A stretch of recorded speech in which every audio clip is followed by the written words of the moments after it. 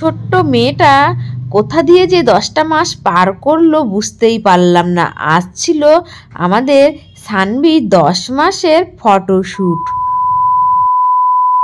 10 মাসের ফটোশ্যুট হবে। দেখো বাজার থেকে সকালবেলা জয় আর আমি গিয়ে কিনে নিয়ে এসেছি দোপাটি ফুল, কালারিং দোপাটি ফুল। এটা দিয়ে সানভির 10 মাসের ফটোশ্যুট এখানে সাজানো আরম্ভ হয়ে গেছে। এখানে সানভির পাপাই 10 মাসের ফটোশ্যুটটা করবে বলে সবকিছু করে নিচ্ছে। আর মাম্মামকে দেখাচ্ছি মাম্মাম কি করছে। আর এখানে সানভির দিদিয়া চলে এসেছে। সানভির দিদিয়াও দেখো হেল্প করছে। আর আমাদের এখানে না ফুল খুব সস্তা। ঠাকুরনগরের ফুলের বড় আছে মার্কেট, ওখান থেকেই ফুল নেওয়া।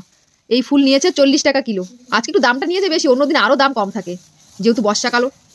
এই দেখো আরও অনেক রকমের ফুল আছে। একদিন তোমাদেরকে আমাদের ঠাকুরনগরের ফুলের মার্কেটটা দেখাবো, কত রকমের ফুল আর অনেক কম দামে তোমরা পাবে। এখানে দেখো লেখা হচ্ছে দিকে চলছে 10 মান্থের ফটোশ্যুটের সাজগুজ করানো, দেখো দোপাটি ফুল দিয়ে।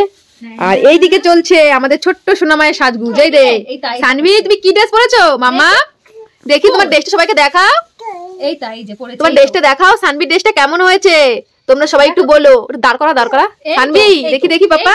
এই যে এটা পরে সানভি 10 মাসের ফটোশ্যুট হবে। ওরে বাবা, অনেকদিন আগেই সোনামায়ের 10 মাস পূরণ হয়ে গেছে, কিন্তু ফটোশ্যুটটা আমাদের করা হলো না সময়ের জন্য, তাই আজকে আমরা করে নিলাম। 10 মাসের ফটোশ্যুট চলছে। দেখো সানভি 10 মাসের ফটোশ্যুট চলছে, ও কান্না করছে।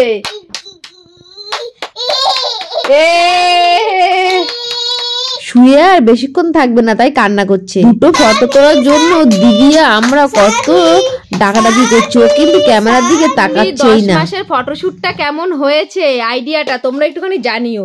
দেখো এখানে 1 লিখেছে আর এখানে 0 লিখেছে। 10 মান্থের ফটোশ্যুট। মেয়েটা থাকতেই চায় না এখন। দেখো কি করে ফটোশ্যুটটা আমরা করছি আমরাই জানি।